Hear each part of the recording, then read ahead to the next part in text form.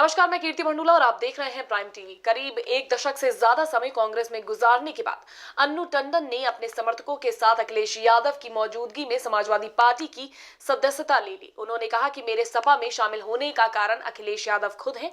उन्होंने अपनी सरकार में जितना काम किया उससे ज्यादा करना संभव नहीं था। अखिलेश फिर से मुख्यमंत्री बने, यही मेरा मकसद है। अन्नू टंडन जी का और उनके साथ जितने सहयोगी साथी हैं, और जब परिचय करा रही थी तो ऐसा लग रहा था कि जाने कितने वर्षों से आप लोग मिल करके एक साथ काम कर रहे हैं।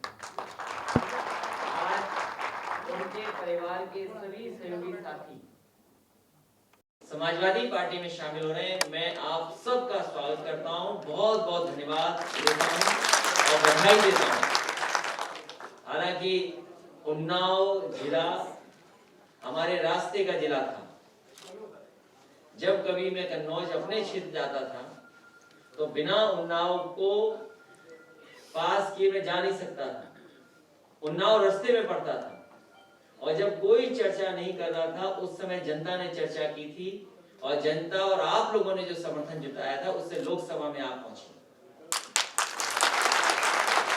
और अपनी मेहनत, अपने प्रयास, अपने तमाम साथियों के साथ। और उन्नाव का बहुत पुराना रिश्ता कन्नौज से है। जो लोग पॉलिटिकल लोग हैं वो जानते होंगे। आज का रिश्ता नहीं, न जाने कितना पुराना है। वहां से भी लोग, उन्नाव से संबंध रखने वाले लोग सांसद बने हैं।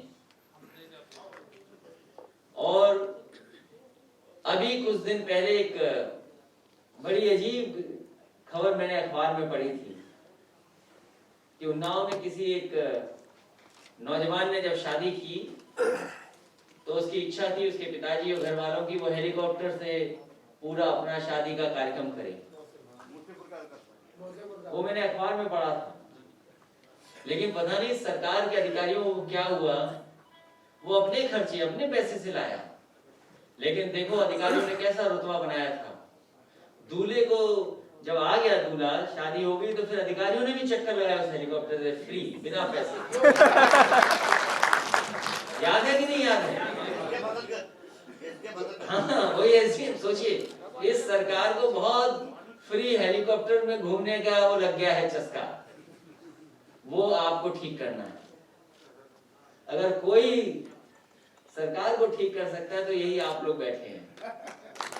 इसलिए चुनाव भी आपके यहाँ है। आज के बाद जो संदेश जा रहा है और कल जहां वोट भी पड़ेंगे उसमें भी कहीं ना कहीं पार्टी को लाभ मिलेगा। मेरी आप सबसे अपील और निवेदन भी है कि जिन साथियों को आप बागरमऊ में जानते हैं, परिचय है, आपके सब परिचित होंगे। जो लोग नाराज हैं उन्हें समझाइए। मैं एक दुकान थी वहां पर, जब रेलवे क्रॉसिंग छोटी लाइन जो घोड़े वाले थे प्रधान, वो अब नहीं है। हाँ, वो जो क्रॉसिंग के पास जो गांव में लगाते थे चाय, याद कीजिए। तो जब हम जाते थे तो बहुत मिलते थे मुझसे। अभी बात हुई थी उनके परिवार से किसी से मेरी, तो मैं तो कहूंगा कि ये बहुत अच्छा जिला भी है, विधानसभा भी अच्छी है। और अगर कहीं फाइटर पायलट लोगों ने उतारे थे, वो भी उन्नाव जिला था। ये पूरे देश में कहीं ऐसी सड़क नहीं है जहां पर जरूरत पड़ने पर देश की सेवा कर सके ऐसे हवाई जहाज जो लड़ाकू है वो उतर जाएं। तो इसलिए मैं आपसे अपील करना चाहता हूं कि वहां के लोगों को भी समझाइए जो थोड़ा बहुत नाराज हो रहे हैं। राजनीति में अभी बीजेपी 61% वोट पा जाती है, 51% वोट पा जाती है कई जगह। मैं कागज प्रेस के सामने नहीं रखा था, लेकिन ऐसी 61 लोकसभाएं थी जहां पर 46% से लेकर के 50% से ज्यादा वोट बीजेपी पा गई थी। तो सोचिए कैसे उन्होंने गुमराह किया है, कभी किसी नाम पर, कभी किसी नाम पर। मुझे उम्मीद है कि आप सब जागरूक लोग आज आए हैं और अन्नू टंडन के साथ आए तो एक ताकत मिलेगी और पार्टी को और मजबूती मिलेगी। मैं भरोसा दिलाता हूँ जो अच्छे कार्यकर्ता हैं, जो आप लोगों को सम्मान हुआ था, हमारे संगठन के लोग बैठे हैं, आपसे हमारी बातचीत हुई है, बहुत लोगों को जोड़ करके संगठन में और सम्मान देने का काम समाजवादी पार्टी करेगी। नगरदों में जो उपचुनाव पे जिसमें कांग्रेस की तरफ से आरती वाजपेयी को मैदान में उतारा गया है, आपकी पार्टी से भी और भाजपा और बसपा से भी, लेकिन जो समाजवादी पार्टी के कार्यकर्ता है उनका ये कहना है कि शीर्ष स्तर के नेताओं ने चुनाव प्रचार में हिस्सा नहीं लिया। क्या कहना है आपको? कल मतदान होना है। मुझे खुशी है कि एक एक कार्यकर्ता, एक एक नेता समाजवादी पार्टी का झंडा लेकर के मजबूती से डटा हुआ है और उसी कार्यकर्ता नेता ने कहा है कि हमें मौका दीजिए लड़ने का, हमें मौका दीजिए जिताने का, फिर आप आइए अगले चुनाव में पूरी जिम्मेदारी से लड़ेंगे। कितना प्रतिशत आप आश्वस्त है जो 6-7 सीटों पर चुनाव हो रहा है उपचुनाव, क्योंकि ये एक तरह का नेट प्रैक्टिस है आगामी 2022 के विधानसभा चुनाव में? जनता नाराज है और नाराजगी अपनी दिखाएगी। भारतीय जनता पार्टी ने जनता को निराश किया और इस चुनाव में उन्हें पता लग जाएगा। आज एक बड़ा परिवार आपके साथ में कांग्रेस से आकर जुड़ा है, कैसा महसूस हो रहा है? और एक सवाल आपसे और है कि मशहूर शायर मुनव्वर राणा ने फ्रांस मामले पे एक बयान दिया था, उसको लेकर उत्तर प्रदेश की योगी सरकार ने गंभीर धाराओं में उन पर मुकदमा दर्ज किया है। क्या कहना है आपका? मुझे खुशी है कि उन्नाव से पूर्व में रही सांसद आज समाजवादी पार्टी में शामिल हो रही हैं। इनके आने से न केवल उन्नाव में बल्कि पूरे उत्तर प्रदेश में और देश में समाजवादी पार्टी को मदद मिलेगी। इनका आना कोई छोटी घटना नहीं है।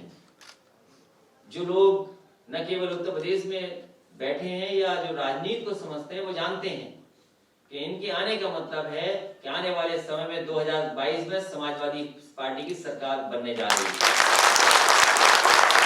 और जो मुकदमों में जेल भेजने का, अरे मुनव्वर राणा साहब के बारे में पूछ रहे हैं, वो तो अच्छे शायर, अच्छे प्रतिष्ठित इंसान हैं। ये भारतीय जनता पार्टी ऐसी है कि अगर आप सच लिख दोगे तो जेल चले जाओगे आप। क्या लगता है फ्रांस के राष्ट्रपति का जो बयान आया था प्रॉफिट मोहम्मद को लेकर, समाजवादी पार्टी की तरफ से किसी तरह का विरोध या प्रदर्शन होना चाहिए था, इस सरकार में होना चाहिए था? देखिए, दुनिया में और हम जितने लोग आज यहाँ बैठे हैं, कोई किसी को अधिकार नहीं है किसी की भावना को ठेस पहुंचाने की। हम एक दूसरे को कभी ठेस नहीं पहुंचा सकते हैं। जो व्यवहार हो, जो आचरण हो, ऐसा हो जिससे दूसरे आपको गले लगा दें। माननीय अखिलेश जी, संदौली टाइम परिवार की ओर से आपसे मेरा सवाल है कि माननीय अन्नू टंडन जी आज आपकी पार्टी में बहुत बड़ी ताकत के साथ हैं, तो क्या आपको महसूस हो रहा है कि इस उपचुनाव में भारतीय जनता पार्टी नस्तानाबूद हो जाएगी? ये तो आपने खुद ही कह दिया, जो होना है तो क्योंकि मैं वीडियो बनाते बनाते थक गया। अन्नू टंडन जी की ज्वाइनिंग खत्म ही नहीं हो रही। अन्नू टंडन जी, एक सवाल आपसे भी है। 15 वर्ष आपने कांग्रेस को दिए हैं, 15 साल आप कांग्रेस में रही हैं, ऐसा क्या लगा आपको? क्या ऐसा महसूस हुआ कि अब कांग्रेस से विदा लेना चाहिए और सपा से जुड़ जाना चाहिए? ऐसा है कि 15 साल में कांग्रेस में रही, भावनाओं से भी जुड़ी थी, मेहनत से भी जुड़ी थी, इसमें कोई शक नहीं है। लेकिन राजनीति इंसान जनता के लिए करता है, अपने लिए नहीं करता है। जानती थी और जानती थी कि वो काम नहीं कर सकते हैं जो मैं कई सालों से देख रही थी कि एक विजनरी प्रोग्रेसिव लीडर हमारे बीच में है जो कर सकता है, अखिलेश यादव जी।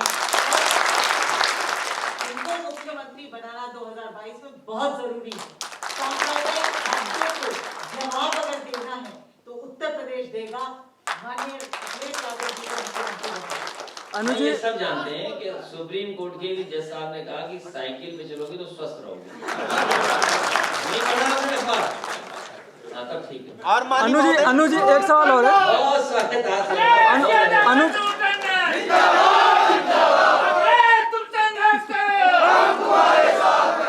अनु जी एक सवाल है प्राइम टीवी की तरफ से कि जिस तरीके से उत्तर प्रदेश में महिलाओं की स्थिति पे आपका क्या राय है? जिस तरीके से अभी महिलाओं के खिलाफ अपराध बढ़ी है, इस पे आप किस तरीके से देखती हैं? मेरे ख्याल से समाज में जब भी महिलाओं के खिलाफ कुछ होता है तो एक महिला होने के नाते तकलीफ तो बहुत ज्यादा है, लेकिन आज मुझे बड़ा अपने को सुरक्षित महसूस कर रही हूँ कि आगे चलकर माननीय अखिलेश यादव जी की जो पहले की नीतियाँ थी महिलाओं की सुरक्षा के लिए, जैसे 1090 वाला भी था और कई थी, और मैं आशा बहुत ज्योति खुश हूँ केंद्र। कि आगे चलकर हम लोग बहुत काम इस पे कर पाएंगे। और दुख हो सकता है उन महिलाओं को जिनके ऊपर ये कष्ट है, उनके साथ मैं खड़ी हूँ, चाहे कोई भी हो, किसी भी जात, किसी भी धर्म, किसी भी पार्टी का हो। लेकिन इस तरह की हरकत किसी महिला के साथ होगी, हम 2 महिलाएं यहाँ बैठी है, 3 महिलाएं यहाँ बैठी है, कष्ट तो होता ही है। तो इस सवाल का तो कोई और मानिया जी, मेरा आपसे सवाल है कि हाथरस की घटना में जब आप पार्टी के सांसद माननीय संजय जी की पत्नी गई तो वहां जेंट्स पुलिस वालों उनको खींचते हुए ले गए, और जब आपकी सरकार 2022 में बनी गई, आपको लग रहा तो उनको सजा मिलेगी ऐसे पुलिसकर्मी को या नहीं मिलेगी? नहीं, देखिए सरकार बनेगी तो जो लोग कानून तोड़े उनको सजा मिलेगी। तो आप भी याद रखना, लेकिन